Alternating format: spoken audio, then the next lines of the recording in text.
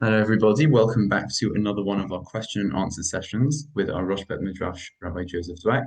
A couple of things to announce. Firstly, the New York chapter of the Chabura are beginning their study of Sefer Shmuel Bet. If you are interested in joining, please reach out to the Chabura.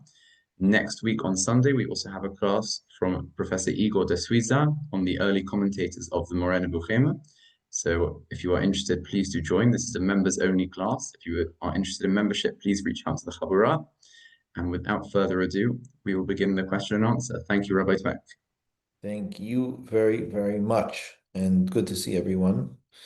So we've got a good number of questions here. And as usual, there's about two or three that I'm not going to answer on here, but I hope to be able to at least attempt to answer the great majority of them, given our time frame. So I will go maximum till 90 minutes. And then if we don't, there's some that we don't answer here, I'll try to answer in the next one, in the next session that we do. Okay, so I'm going to go in order.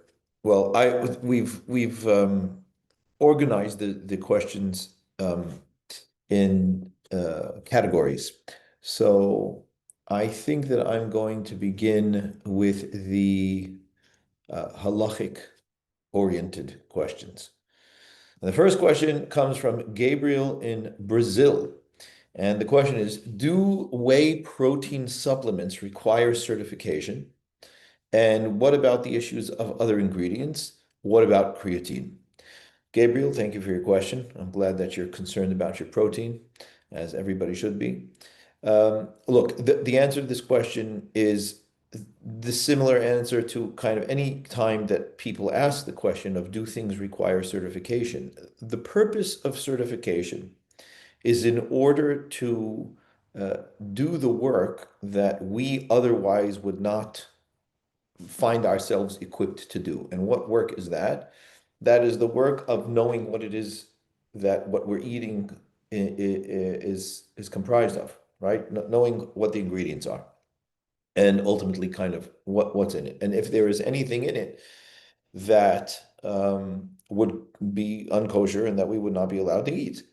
So does whey protein require certification? Nothing requires certification in the sense of kind of an imperative lehalacha. The reason why certification helps and why we tend to rely on certifications is because we rely on people who we hope are ne'eman, right? We hope are faithful to testify, essentially, to the fact that a particular food is void of problems with regards to kashrut.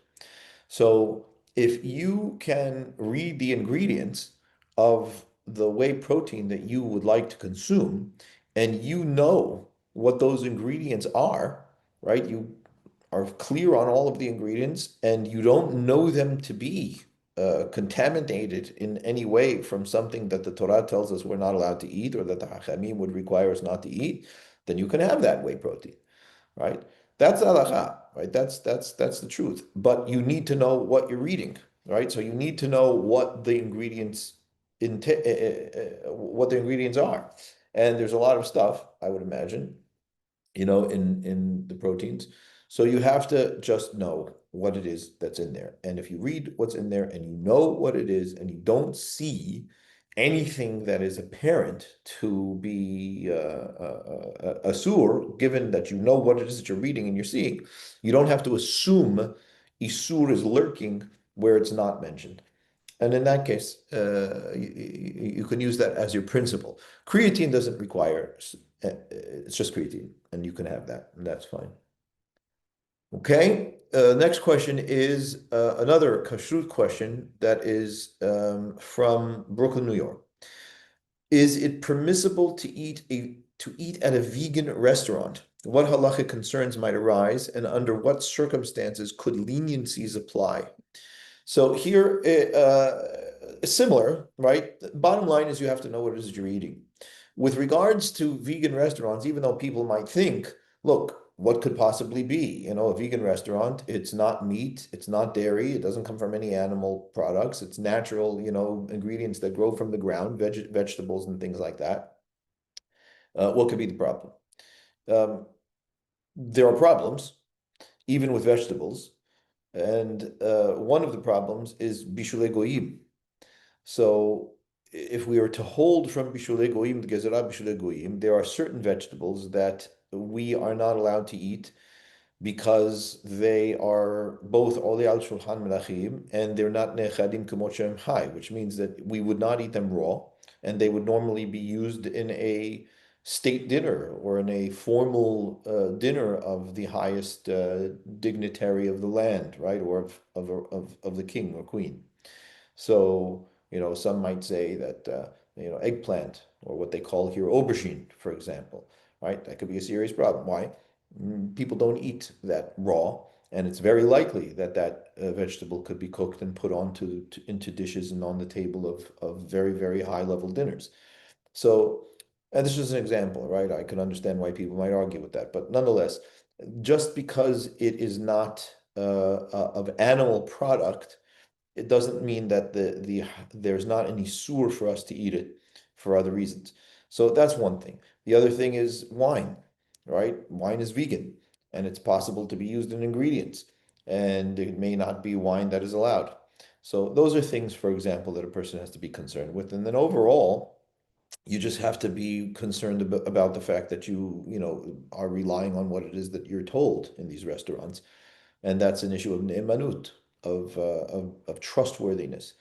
So all of those things are concerns, and those are things that you really have to know. What it is that you're doing, and what you're having, and what's in what you're eating, and those kinds of things. And that's why one must be very, very careful with those kinds of things. And sometimes people don't have the capacity to be careful because of a lack of scholarship. So that is my answer to that. And the next question is a question on the nature of humrot from Lionel in Los Angeles. Lionel has sent several questions here, but this is the following. What is the proper purpose for a person to take on a halachic stringency? How do the concepts of halachic stringencies and lifnim mishurat adin, going beyond the letter of the law, as he translates, relate? That's a good question, right? What are the criteria that a person should take on a stringency? The first thing is that it's not necessarily a good thing for a person to look for stringencies to take on.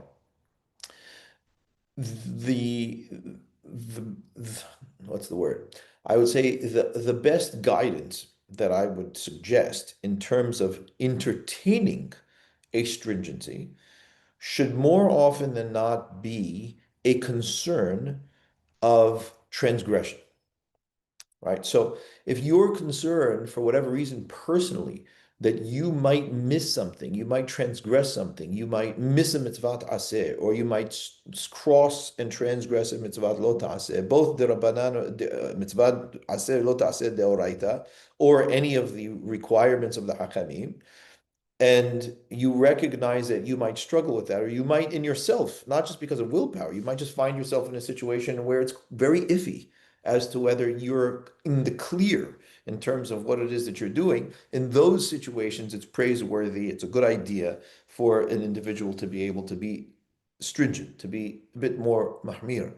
Um, and that's really the point, right? That's what it is. And even the Ramchal in the Mesilat Yesharim, he talks about this when he presents it. It's all in order to clear the danger of inadvertently falling into Isur, either by not doing something that is a positive, a requirement, both Deoraita and Rabbanan, or by potentially crossing or transgressing something, right?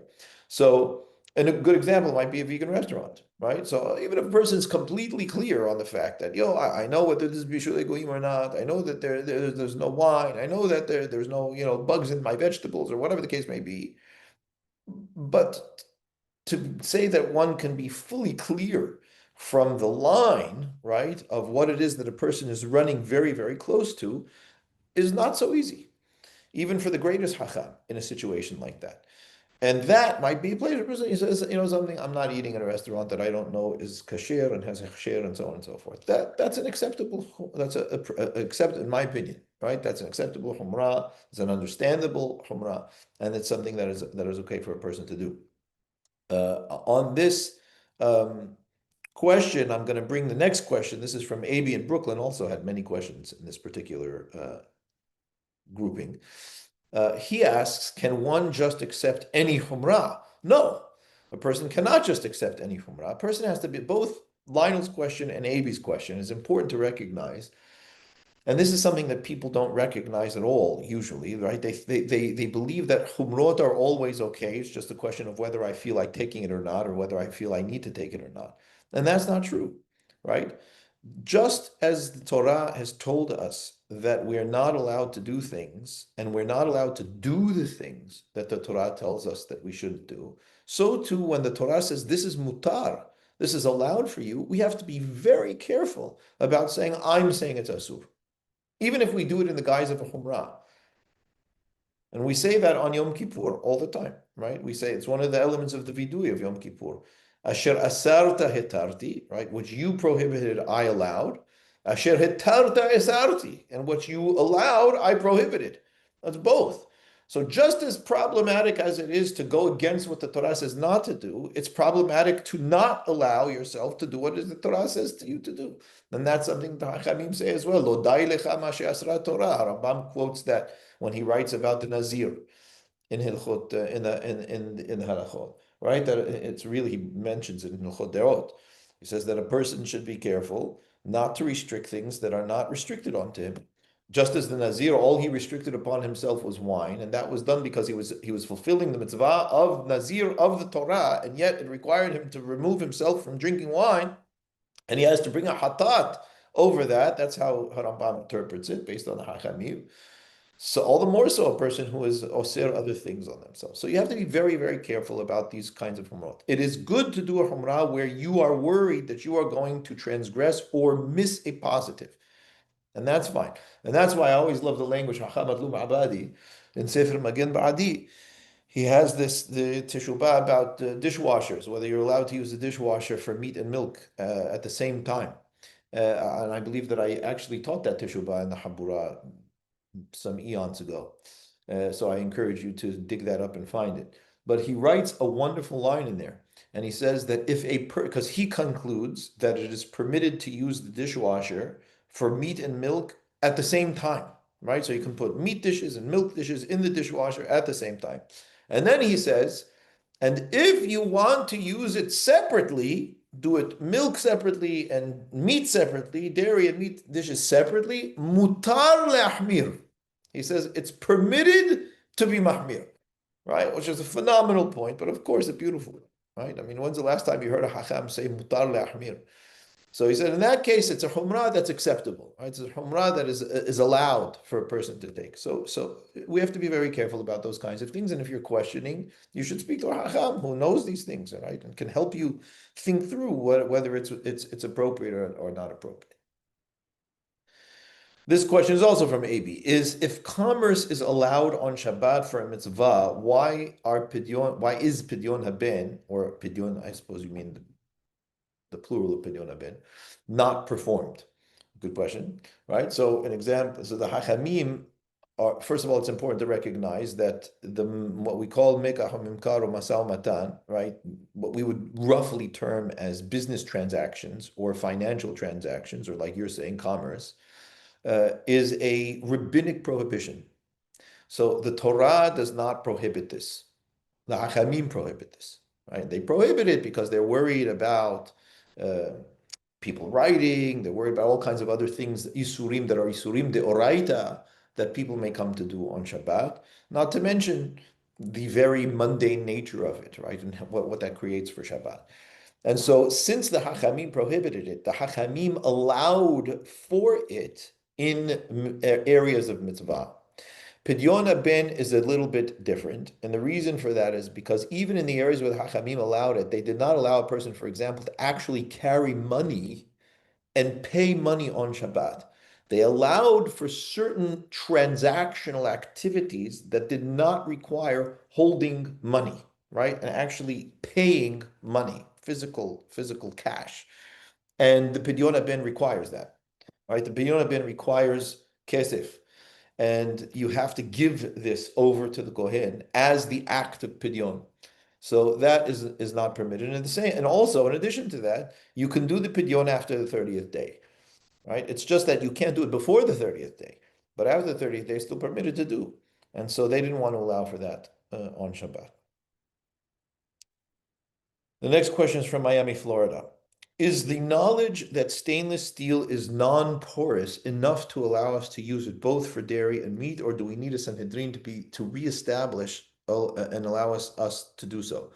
The answer to that is very simple. No, we don't need a Sanhedrin to reestablish that because it's not something that the Sanhedrin prohibited. There was no stainless steel in the time of the Talmud, right? And the reasons for what they call metals as being problematic are not gizerot, right? It's not a gizerah of the Hakamim. It's not something that they establish and require. It was just a technical reality, right? So the majority of what it was that what they had as metal in those times is very much like cast iron, which is tremendously porous and definitely does absorb the taste of what was cooked in it before, and it's a very big problem. They had glass in their time, and they recognized that glass is not it doesn't absorb, and therefore cannot put anything out in terms of taste, and therefore didn't recognize that there was a need for separate things. So I would say that technically speaking, no, of course we don't need, and I do believe that stainless steel doesn't absorb, and Alav Shalom Dayan Amor, who was the Rosh Bedin of my Bedin when I arrived, a tremendous Chacham agreed that stainless steel does not absorb. It is a minhag not to use it that way. All right, it's a minhag to maintain two sets of metal cutlery and pots and pans and things of that nature. And that is more a question of like, are we breaching minhag and should we breach this minhag and what is the fallout of breaching this minhag and so on, which I don't want to get into. However, I will say that because I do believe very strongly that stainless steel does not absorb, it is a snif lekula, right? It's an aspect lekula that I will include many times when people ask me halachot with regards to these things. Wearing a kippah. This is from Jeff Sakal in Brooklyn. Hope you are well. Good to hear from you. Is it mandatory to wear a kippah to pray or to talk to Hashem? If yes, can you cover your head with a hand or clothing prior to making a prayer? So, a good question. The answer to that is it is not mandatory. It's not mandatory. Maran, Rabbeinu Yosef Karo, posek in Shulchan Aruch, that when you say Hakadosh Baruch Hu's name, your head should be covered. Your head must be covered. That's based on the Rosh, Rabbeinu Ashir. He's posek that way. And so based on the Pesach Din of the Shulchan Aruch, it is mandatory when you say Hakadosh Baruch Hu's name. But it is not mandatory in other times, right? So normally when you're praying, you're saying Hakadosh Baruch Hu's name, so it's appropriate to pray with a head covering. But if you just want to talk to God per se, is it appropriate? Yes, but you're not asking that. You're asking, is it mandatory? It's not mandatory, but it is appropriate when you're engaged in tefillah, or you might be saying the name of Hakadosh Baruch Hu, of Hakadosh Baruch Hu, of God, to cover your head. And that's based on the Pesach Din of the Shulchan Aruch. But otherwise, it is an appropriate thing to do. It's a praiseworthy thing to do, and it became minhag Israel to do so. The following question is from Miami, Florida again. Wearing Tekhelet. What is the Rav's view on wearing Tekhelet? I mention me. My view on wearing Tekhelet is that I encourage people to do that, and I think that it's a very, very positive thing to do. And the reason why I'm saying it in terms of my view, as opposed to the view of the Torah itself, which clearly says, Petil Tekhelet, that you have to have Tekhelet on the Sisit, is because there is question as to whether what we know as Tekhelet is indeed valid Tekhelet. And this is I don't know if it's complex, but it's an involved halachic issue, because the majority of Rishonim, including Harambam, from the Peshat of Harambam says that the Tekhelet is this blue dye that comes from the Hilazon, right? It comes from a specific mollusk. The majority of the Rishonim require that this dye or this color comes from a specific source, which we know to be a mollusk.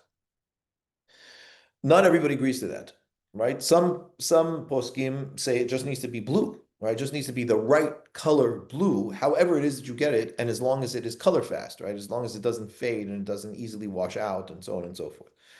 Um, so my view on it is that we lose nothing to put Tekhelet on the tzitzit as we have it nowadays, right? Right. First of all, I think that the evidence for the chilazon being what we consider to be what it um, is the trunculus. I remember the exact technical term for the mollusk. Um, First of all, I think it's very, very good evidence, right? The murex. Thank you. I think that it's very good evidence, and it's enough for me, right? So, but even if it is not it, um, we lose nothing to put a string of blue onto our sisit because there's nothing that prohibits us from coloring the tzitzit, right? There's a halakha in Shulchan Aruch that says that if you wear your tzitzit should match whatever color garment you wear, right? It's not a requirement. It's a shebach, right? It's a hidur, but there's nothing wrong with coloring the tzitzit. Yeah, it doesn't say anywhere the tzitzit need to be white. So I lose nothing by coloring it, and I gain the mitzvah if it is indeed the appropriate techelet. So that add to that I think that the evidence is very, very strong that it is indeed the appropriate source for those who require that to be the source. I'm all for it. So I have techelet pretty much on all of my telitot that I wear. But I don't think that a person who doesn't do it is wrong, or they're doing something inappropriate. I just think that it is a good thing to do, so I do it.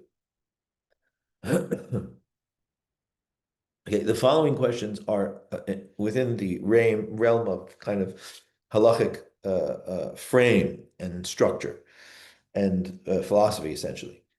So this question is from Daniel Crespin. Uh, And he asks, why does halakha insist on treating converts as lower than regular Jews?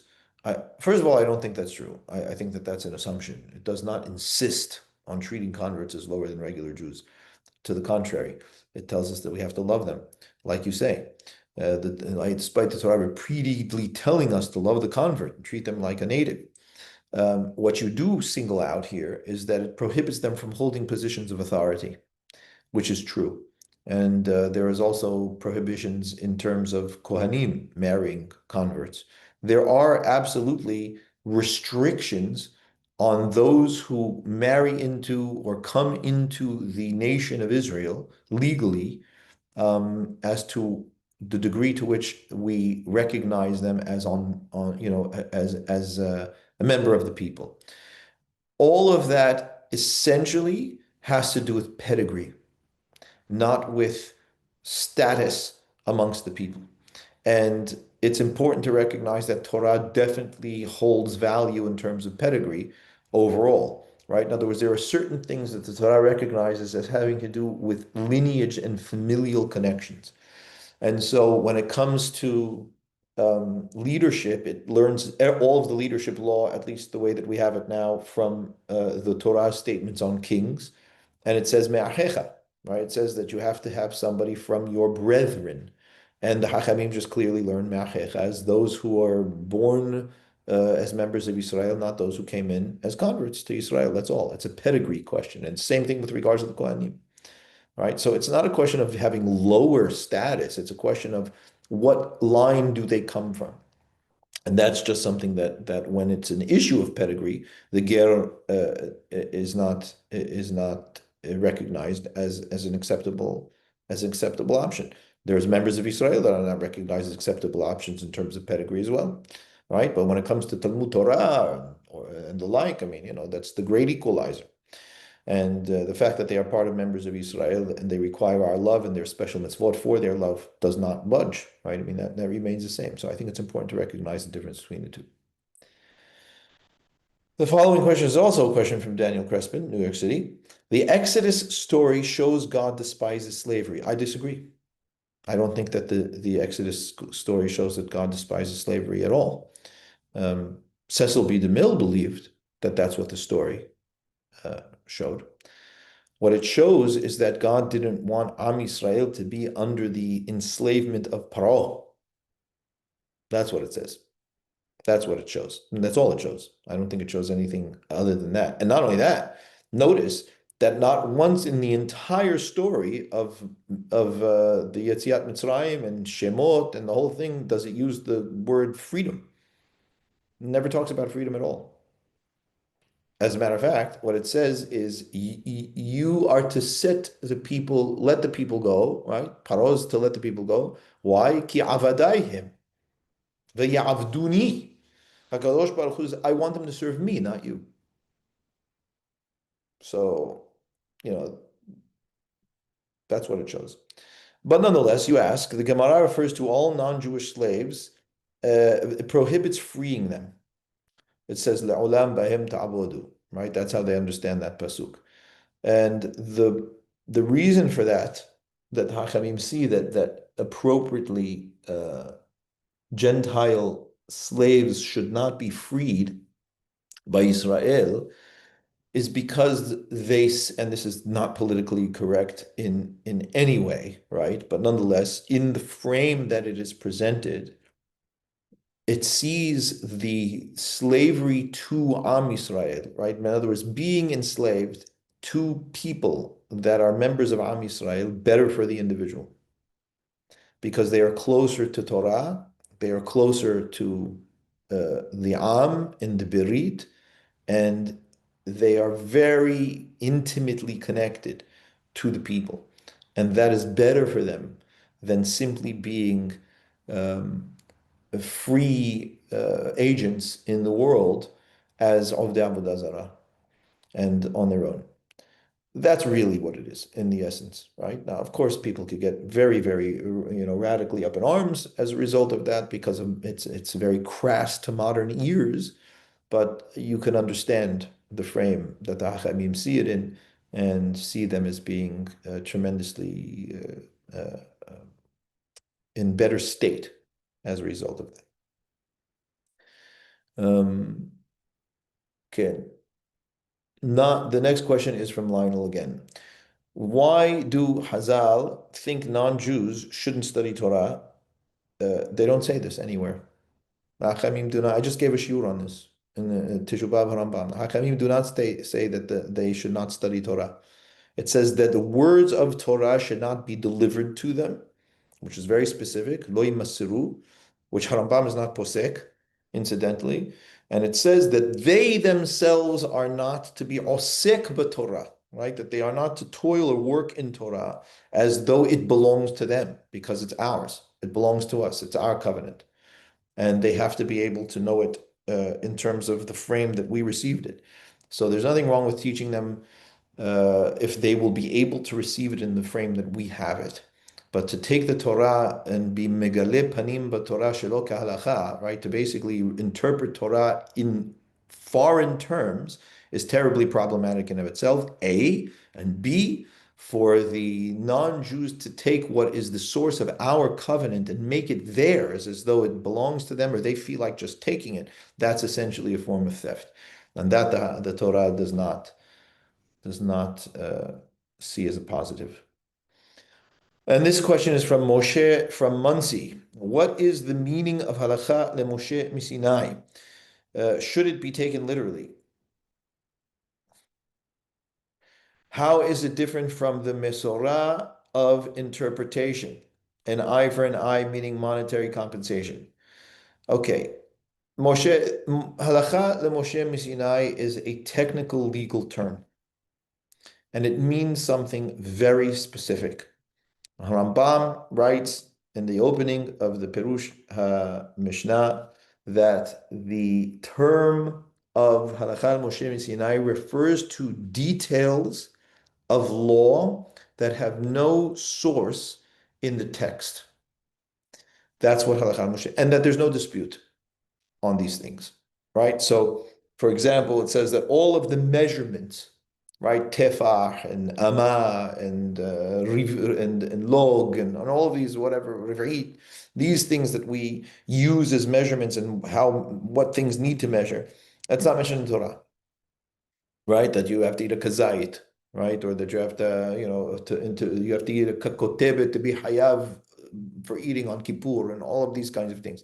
Those things are halakha Moshe Sinai. Those things are things that have no mention in the text directly, that there's no dispute on, and that we recognize it as a Mesorah, right? That it's coming all the way from Moshe all the way down to us.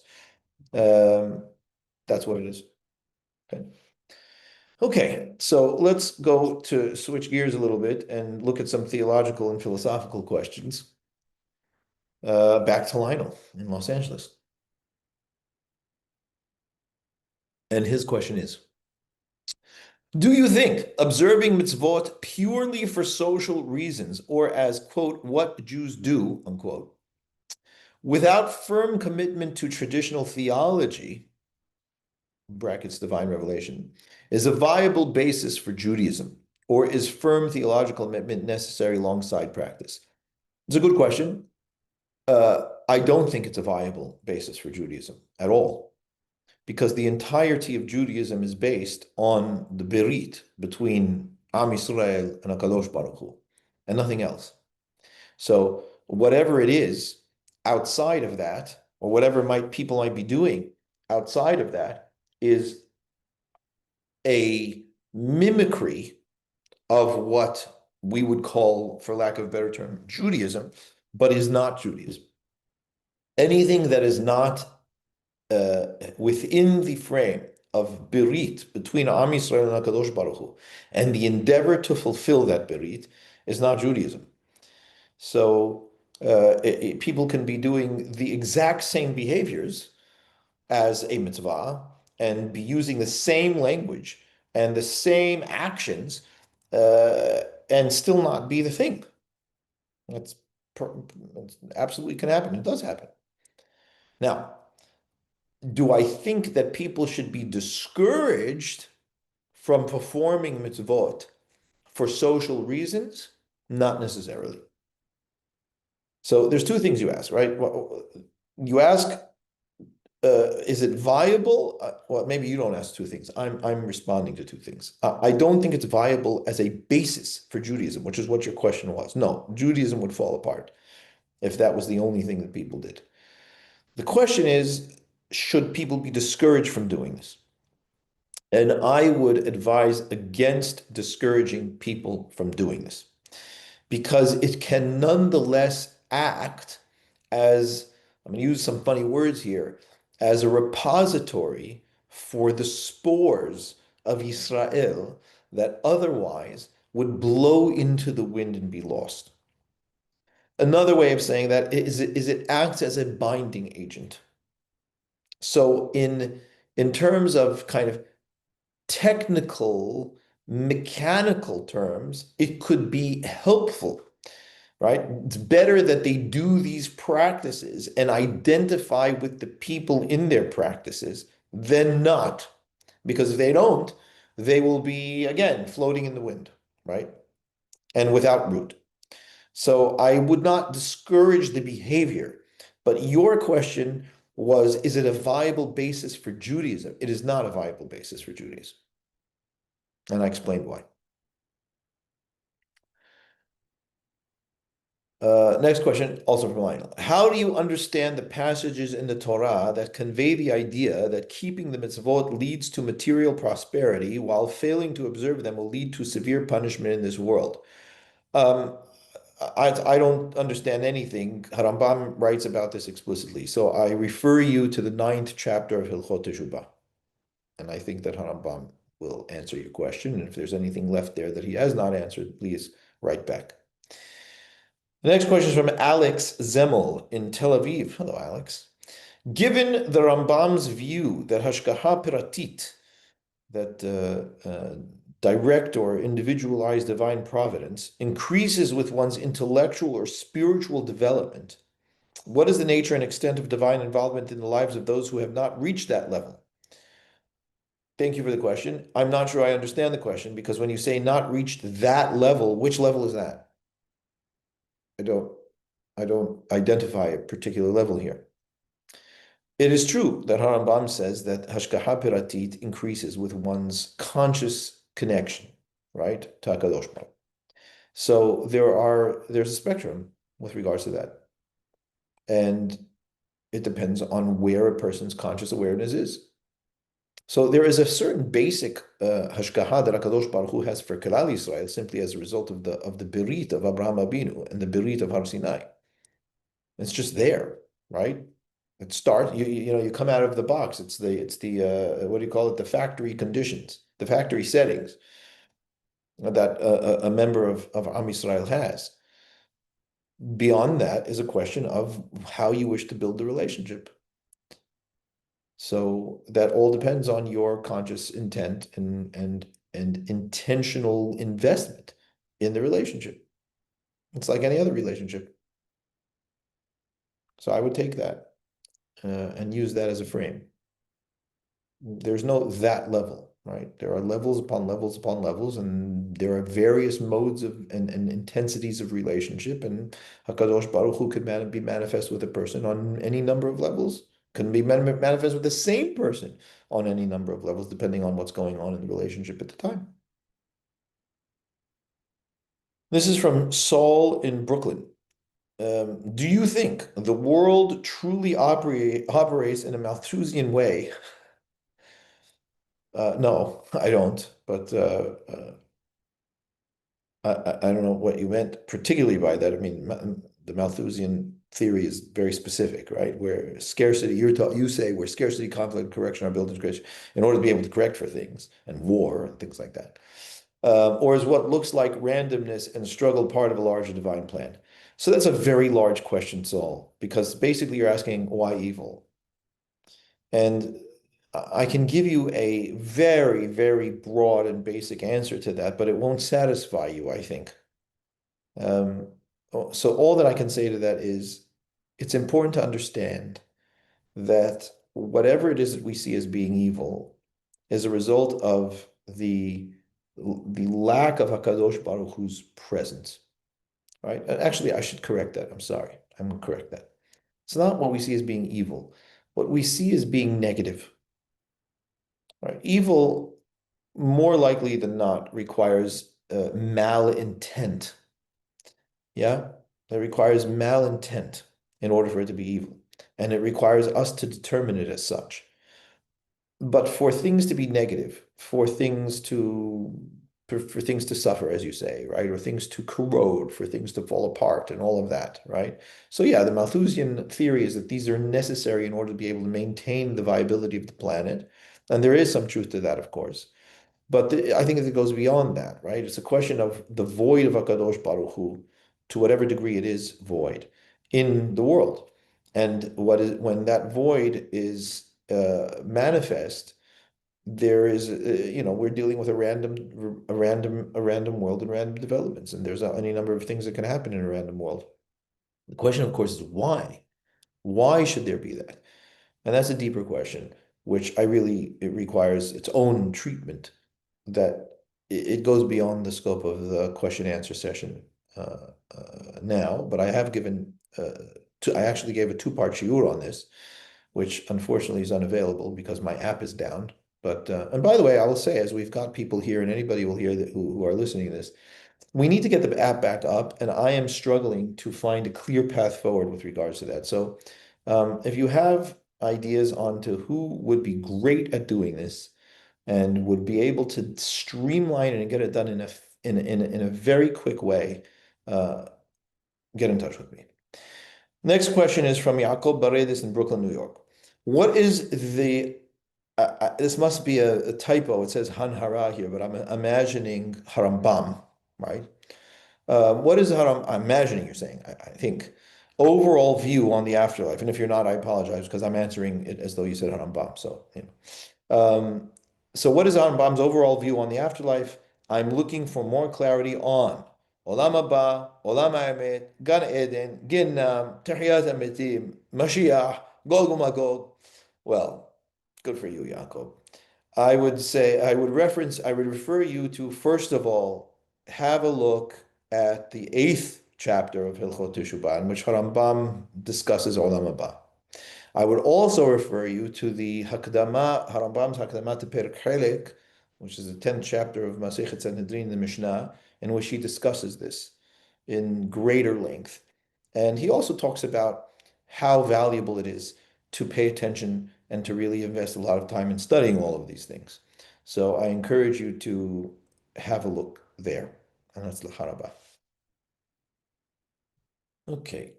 This is from Felix in New York. Hello, Felix. What exactly is the quote pleasing odor God smelled after Noah's offering? What changed in that moment for God and for humanity? And what does the idea of bringing Qurban really mean? And how does that relate to us today? Okay, it's funny because people ask as though they're asking a question and then put 10 questions into one question. But nonetheless, I will answer the first and say that's clearly a borrowed term, Felix, right? HaKadosh Baruch Hu does not have nostrils or olfactory nerves. He's not smelling anything. What it's saying is that Noah's offering, right?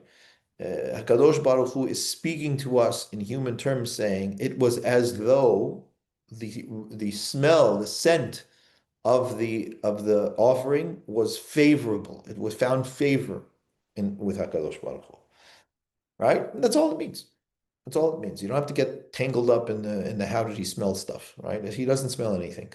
It's speaking about it in relatable terms. What would it be like if HaKadosh Baruch Hu actually smelled it and it was, right? It's another way of saying, it's a poetic way of saying that it found favor with HaKadosh Baruch Hu. And what changed was that there was an overture by humanity towards God, a huge overture. And that brought them close to HaKadosh Baruch Hu. That's what it means. And when you come close to HaKadosh Baruch Hu, that's a serious thing. That's a serious thing. That's the same thing that a korban does. That's why korban is called a korban. Again, you bring it close. Lehakriv, right? Lehakriv means to bring it close, to come towards. Karev elai, right? Karev means come close to me, come towards me. And that's exactly what you're doing. You're bringing your mind, your actions towards HaKadosh Baruch Hu. That's what it is. And whenever you lean towards HaKadosh Baruch Hu, you turn your mind and your actions towards HaKadosh Baruch Hu, you stand before him. So that's the basic answer. I gave a 10-part series on the nature of Hashgacha and why this is the case and how that works, which I will do again. I did that when I was in Deal, but I didn't put it out. I didn't put out the recordings, but I'm going to be doing this for the LSJS. So stay tuned. So anybody who's on my WhatsApp groups will definitely get notification when this starts. And I'm giving the initial lecture in a few weeks' time at the LSJS. So stay tuned on my WhatsApp groups. Everything will be on the WhatsApp groups. And if you're not on WhatsApp groups, I encourage you to get on them because that's where you find whatever it is that I'm doing. All righty. This question is from Sarit Goldberg, UK. Moshe was an Avi. That is true. That is true, Sarit. Did he know he came for the mission to do a tikkun as the Gilgul of Noah? Well, Sarit, there's a lot of assumption in your question. There's a lot of assumption in your question. It is true that Rabbeinu Ha'ari writes that Moshe Rabbeinu was a Gilgul of Noah, and that when Moshe asked HaKadosh Baruch Hu, he said to HaKadosh Baruch Hu, Ata Amarta, Rabbeinu Shalom, you said, Yida'aticha b'shem, v'gam asata hen be'enai. Right, when he's praying to HaKadosh Baruch Hu on behalf of the people for the Egel HaZahav, he says, you said that you know me by name and that I have found favor in your eyes. And Rabbeinu Ari points out, Lo ra'inu b'chol Torah, we saw, I didn't say anywhere in the whole Torah that HaKadosh Baruch Hu told Moshe Rabbeinu, Matzata hen be'enai. So he says that's by Noah. That says, V'Noach masah hen be'enai Adonai. Right? And that's Moshe in the Teba, right? Because he was put in a Teba when he was a baby, right? And he was sent on into the water and all of that. So look, I explained the concept of Gilgul, if I'm not mistaken, in a previous Q&A. I don't remember which Q&A it is, but it's in a previous Q&A. And I explained the whole nature of that. So if you listen to that, you'll have a better sense of what Rabbeinu Ari means when he says what it is that he says about Moshe. Okay?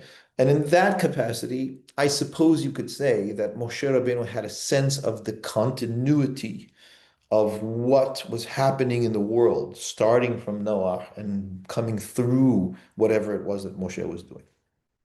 I would suspect so. Okay, the next question is as follows. When I pause and suddenly decide from the United States, which is a big place, but thank you for asking the question. When I pause and suddenly become aware that God exists and created the universe, is there anything more for me to do at that point, or do I just end up getting back into my work? Well, first of all, I will say if you have to ask that, then there's something about it sounds very, very detached and intellectual, right? As opposed to, experiencing God and knowing God. But I would imagine if you have come to that reality, you serve him and you strive to know him. And that is what your life is about in toto. That's what you should do. And aim your entire life towards those aims. Next question is from Aaron Coleman in Manchester. Hello, Aaron. Good to hear from you. How does one balance the act of pushing oneself to overcome a struggle or obstacle versus accepting and submitting oneself to God's will, especially in gray areas like communal activities or projects? When is a struggle a pathway to growth, and when is it a message from God to step down, which could also be a passage to growth, right? So it sounds to me like you are asking. There are also assumptions here in this question. It's wonderful, right, to have a stream of questions because it's very, very interesting to hear the questioner's thought in the question. What you're saying is that there's a difference between pushing oneself and overcoming a struggle or submitting oneself to God's will, as though they are opposing elements. One should never not submit oneself to God's will. Everything you do should be submitting yourself to God's will. What you might mean, and I don't want to put words into your mouth, what you might mean is when do you surrender and no longer act in the endeavor?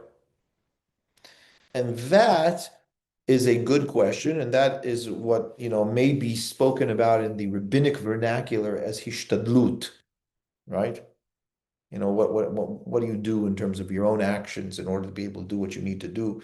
Or as the pasuk says in Mishle, Sus muchan leyom milchama veladonai hayshoah, right? Make sure that your horse is ready for the day of war, but salvation is in the hand of God. Yeah, all of those things. Yeah, all those things. So what I will say with regards to Hishtadlut is this. It is all a question of control. And I'm sure that people have heard me speak about this before. I've spoken about it many times before, but it's always worth repeating. And that is, it is all a question of control.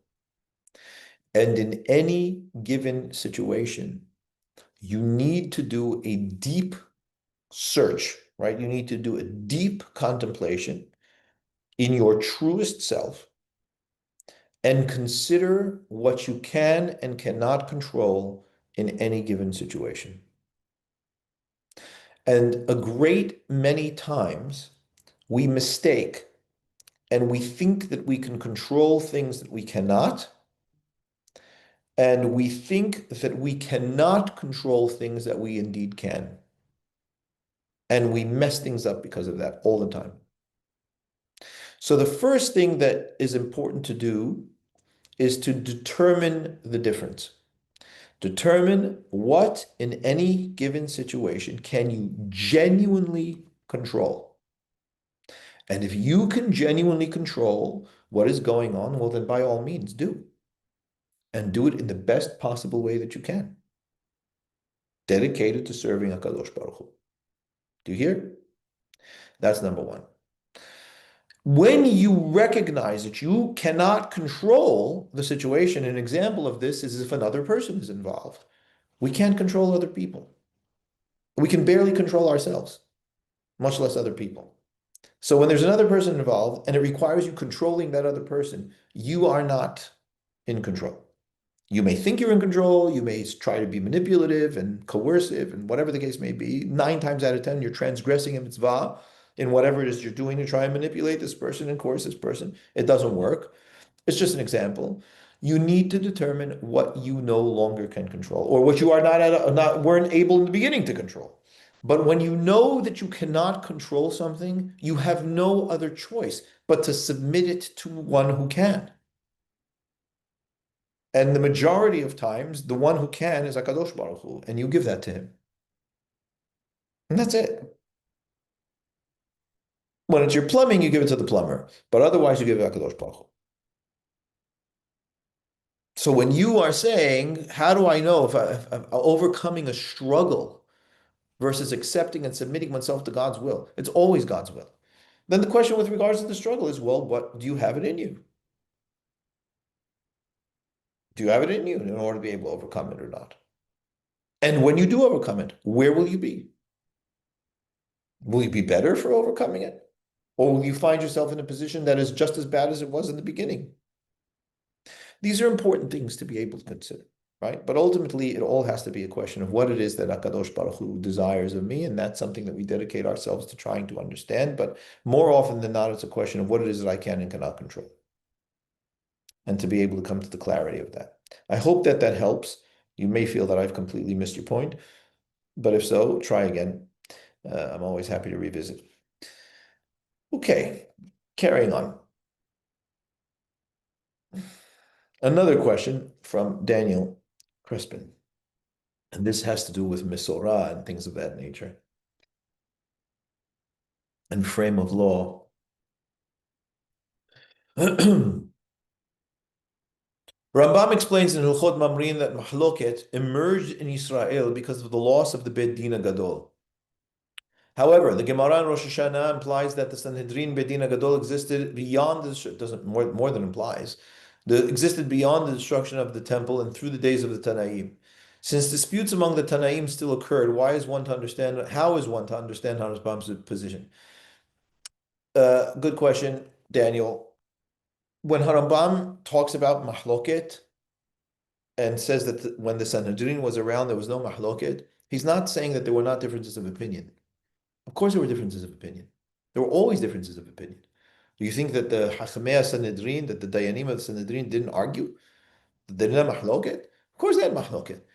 And all of the mahlokot that you see in the Mishnah are those kinds of mahlokot.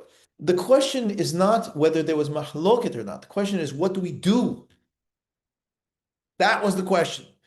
And when Harambam says that there was no mahloket, what he's saying is it did not end in mahloket. There could be a myriad of opinions, but what we do was determined by the Sanhedrin. That's what he's saying. Today, where there's no Sanhedrin, there is a myriad of opinions, and these opinions are asserting that you should do what they say. And we've got a myriad of opinions that we have to choose how it is that we're supposed to behave based on what it is that they are telling us that we should do that are oftentimes diametrically opposed. That's the problem. So it's not an issue that the fact that there is mahlokot in the Mishnah or the Talmud for that matter. Because there was an assertion that ultimately was posek, which literally means cut, shut it down, and said ultimately this is halacha. We do not have that anymore today. That's what Rambam is saying.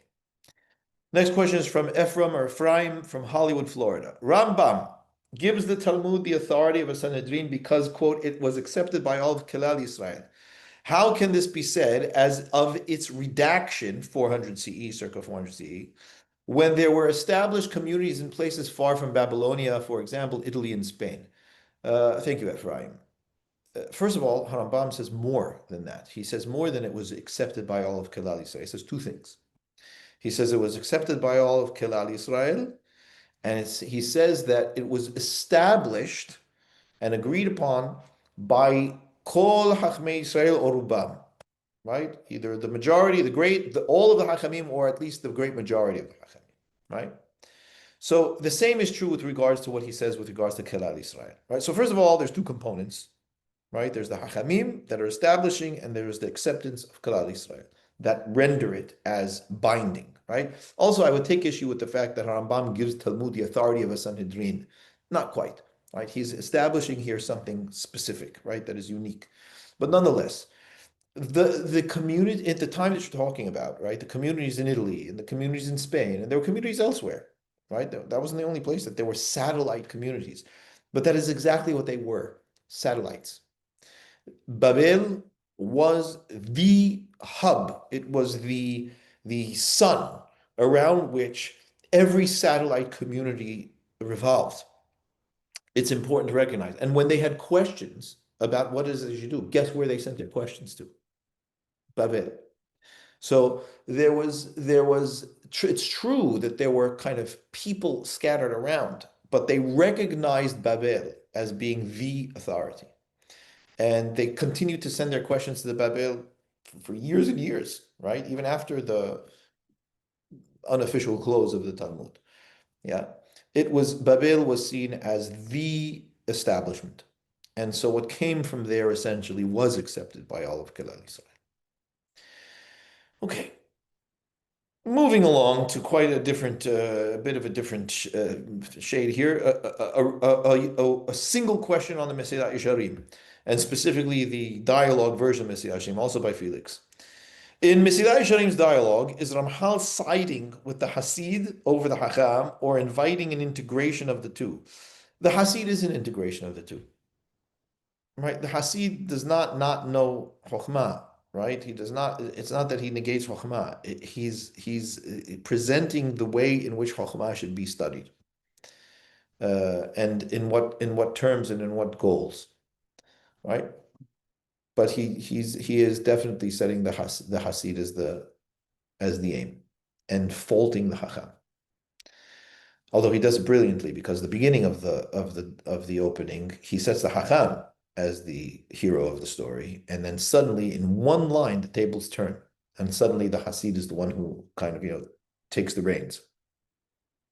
Okay, there's a few questions here about personal and interpersonal relationships. Seems like more about dating and marriage. This is from Brooklyn. When considering a future wife, how important is it to try and find someone with a similar hashkafa to my own? Or is it more important to be compatible with the person, even if on a different level of observance or religion, with the hope that we will end up thinking similarly in the future? That's a good question, and it's not a rare question. Things like this come up all the time. I'm going to give you a klal with regards to this. And this is my own personal belief and approach. But because you're asking me, I'm giving it to you. There is always a bridge, right? I should say it this way. There is always a gap that needs to be bridged between two people who get married. Okay. Every single human being is a profoundly complex organism. Complex psychologically, complex biologically, they're just complex. And because of that complexity, we ourselves find ourselves at odds with ourselves, because there are parts to us that don't always integrate easily. When you choose to marry someone and live your life and try and integrate with someone, you are then doing that squared, right? So it's not just you have to deal with your own complexities and inconsistencies and whatever's. You have to then mesh this with another complex human being that deals with the same complexities and problems of integration in themselves. It is a profoundly fraught endeavor. I heard one person say, this is the reason why you have to be misameach hatan v'chala, because they're miserable. So you have to do your best to be able to make them happy, because this is a tremendously difficult endeavor. Yeah. Okay, maybe tongue in cheek, but nonetheless, it's not easy. That being the case, the gap between two people when they marry is best to be as short as possible. Yeah. So that the bridge doesn't have to traverse a large gap. The less you have to bridge, the better. The less you have to bridge, the better. So if there is a tremendous discrepancy in worldview and religious outlook, it is a tremendous burden on the marriage. And if you don't feel it at the beginnings of the marriage, it will manifest later in the marriage. And there will be greater weights upon it because children will only make that more heavy, not less heavy, because you won't have to be worrying about you, each other, and how you run in the world. You will then have to determine how are you going to raise your children in the world and which worldview and religious outlook is going to be the predominant one, or what kind of meshing are you going to do, and what kind of, and so on and so forth. It is extremely difficult. And the connecting of two people in marriage is fraught enough as it is out of the gate, even if there is very little to bridge. So to make that bridge larger is only inviting greater difficulty. So I advise against it. I'm not saying that it's impossible. I'm not saying that people shouldn't do it ever. I'm saying that it is not on a principle level, it's not a good idea. Do you believe there are telltale signs that you're with the right person? If so, what are they? Well, I mean, that's essentially the opposite of that. First of all, I mean, there should be some sense of attraction, right? And I don't just mean physical attraction. There's what we might call in our vernacular chemistry. There really should be some of that. Now, if there's a lot of that, that could be deceiving. Because if there's a great deal of chemistry, but not a great deal of mutual worldview, mutual philosophy, mutual aims in life, mutual destinies and goals of destination in life, that's problematic. And it's one of the reasons why, for much, much longer in human history than not, people did not marry for love. That's a very Western, very recent, modern, romantic development. They married on compatibility.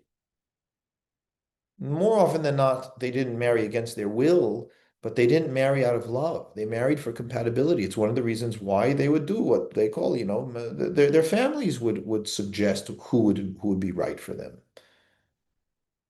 And that's not crazy at all. Not at all. Right? I'm not saying that it was a fail safe and that nothing ever, nothing bad or problematic ever happened as a result of that, but there's a reason why it happened for a very, very, very long time, right? So the signs of the right person are compatibility and mutual aims and goals. When I say compatibility, I don't mean homogeneity. I don't mean that they need to be the same as you, right? Very often, people who marry are quite different in their personalities, but they complement each other in their personalities. But more important than that is that they agree on the big things. They agree on the kind of household they want to create. They agree on the kind of children that they want to raise. They agree on the aims of their lives and what they consider their high values.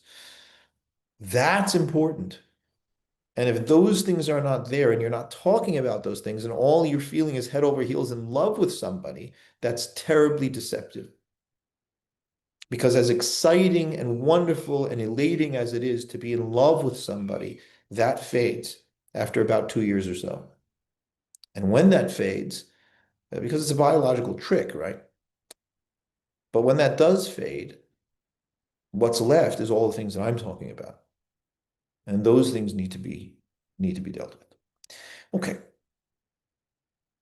Some questions on education and spiritual growth. And then I think we're done. I think it's 3 questions. Okay, this is a question from London.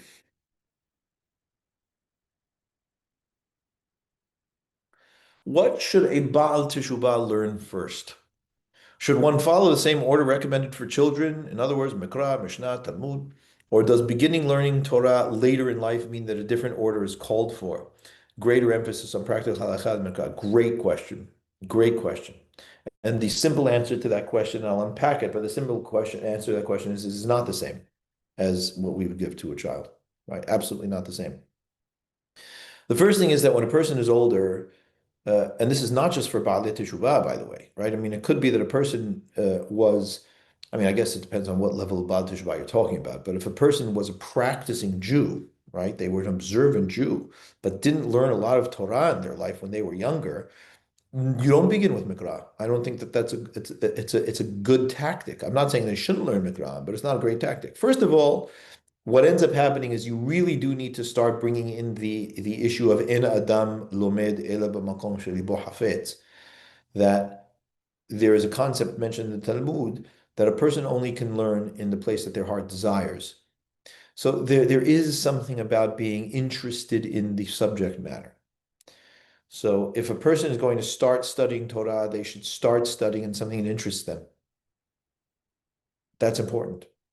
You don't just start, doing Mikra and Pisukim. You're not a 2-year-old, right? That's what you do for 2-year-olds. You don't do that for an adult. That's number one. Number two, um, it is true that they don't, if they are Baalei Teshuvah in the sense that, and then ultimately, I didn't finish that, but ultimately, once you get into Torah and you start learning things you're interested in and that you like, um, if they're serious about study, if they're serious about learning, they have to recognize that Torah or nor is any other learning in this world Sesame Street. Right? I mean, it's not always fun. It's not always exciting. Sometimes you really have to, just get through tedious material, and sometimes you really have to break your head in order to be able to understand something. And as Harambam says, you have to pray in order for Torah to actually manifest in your heart. Because when it comes to Torah, it's not purely academic. You're dealing with something that comes from Shammai, which is not of this world. And the way that you acquire it is through tefillah. Rambam writes it explicitly. So that's important, right? So once a person gets into it, the entry to Torah should be what interests you, but ultimately, if you're serious about study, you have to be prepared to actually engage in the study, even when it's not fun, even when it's not exciting, and and study what needs to be studied. Ultimately, everybody needs to study Kol Torah. Right. So I always encourage and believe that people should study Mishneh Torah, should study Rambam, because that gives you not only an option if you study it in toto to really get through the entirety of Torah Shebaal Peh, and you can choose places in the Mishneh Torah, begin with places in the Mishneh Torah that you are interested in and like. But it also answers another practicality, and this is true. You recognize this. You said, should they focus on halakha? Yes, because if a Baal Teshuvah, and in the meaning of Baal Teshuvah is a person who was just not connected to observant life and didn't have any involvement in mitzvot, they have no idea what to do, which is not the case with a child who grew up, learning Mikra and so on. So you do need to learn halachot, right? You do need to learn what to do. And I would say, as an ancillary to this, a Baal Teshuvah really does need to spend time with observant Jewish people and be immersed in the contextual living of the things that they are studying, because a lot of times the study gets into a person's mind and they don't see the practical applications of it, and there's dissonance there, right? So they need to be able to also live with people. But in all of that, Mikra is very important, right? So an element of their learning should include Torah, Nebi'im, Ketuvim. Okay, this is a question from Rafael Dayan in Deal, New Jersey. Hello, Rafael. When preparing to teach children about God and mitzvot, should instruction be deliberately sequenced according to stages of moral development? In other words, first obedience, then reward and consequence, then duty to the system, and finally intrinsic covenantal love. If so, how should the earlier stages be framed to remain true and not require demolition later?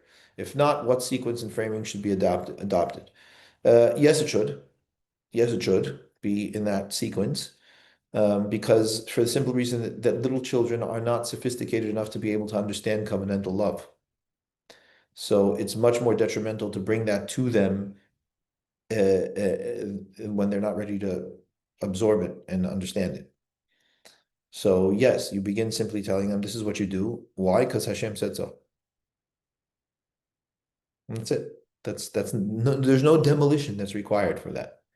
Right? That is always true. No matter how old and intelligent you become, it's always true that you do this because HaKadosh Baruch Hu said so. Gezerata katubu. It's true that it can be broadened as the child grows. right? And the child could begin to understand the berid and the commitment of Hakadosh Baruch Hu and the love of Hakadosh Baruch Hu and then ultimately the love back towards Hakadosh Baruch Hu. That is all a question of just a building out of things, not a demolition of things. And finally, Jeff Sakal in Brooklyn. This, I believe, is the last question. I believe this is the last question. Yes, it is. Okay. And the question here from Jeff Sakal in Brooklyn is, what are your thoughts on breath work, meditation, and psychedelics? What a question to end on. To find deeper meaning or connection, especially since some say they can help with addictions and traumas. Well, that's another thing, isn't it? Um, my thoughts on any of those things are not specifically negative or positive. If they can help a person facilitate better life and behavior and better conscious awareness, then fine, as long as they are a means to an end. If they become the end, then we failed. All right. So if any of those things, if meditation itself becomes an end, it becomes the purpose of my life. This is what I dedicate myself to. If psychedelics becomes this is what I do for myself because I love psychedelics, we failed. Because the goal is always to know Hakadosh Baruch Hu. And the goal is always to live a life striving towards connection and relationship with and love with Hakadosh Baruch Hu. So if those things help quiet the mind, focus the mind, broaden the heart. Well, lovely, right? Those tools can be used. There's nothing wrong with using tools to be able to get to that space. I mean, everything ultimately is a tool. Yes, it's just that you have to get into that mind space. You have to get into that area. The fact that people say that these things can help with addictions and traumas, that's a different question, a slightly different question, because the addictions and traumas are very, very formidable obstacles to people for being able to know HaKadosh Baruch Hu and to have a relationship of any kind, much less with God. Addictions are profoundly obstructive. They essentially wrap a person around themselves psychologically, and they cannot get around themselves in addiction.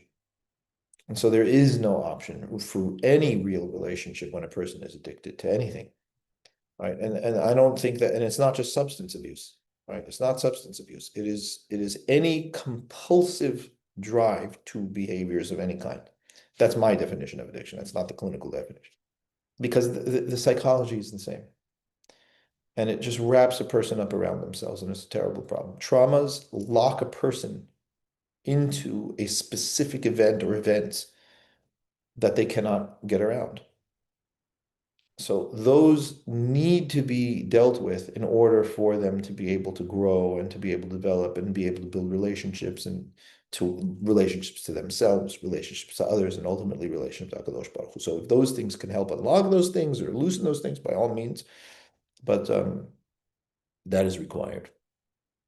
Okay, and with that, we end our November Q&A. I look forward to the next. Thank you very much, everyone, for taking the time to ask your questions. I hope that the answers that I've offered somewhat help to bring some kind of clarity to the issues, but always an ever evolving and developing discussion on all of these things. And it's always a challenge when you've got many, many questions, every single one of which practically can be its own lecture, its own discussion for another 90 minutes. But as usual, these are always, like I like to say, broad strokes. I wish everybody a wonderful winter and enjoy, and look forward to the next time. And thank you to everybody for coming on, and for everybody at the Chabura. Hashem Shmerechem V'Chayechem. Thank you, Rav. Yom Tov. Good night. Good night.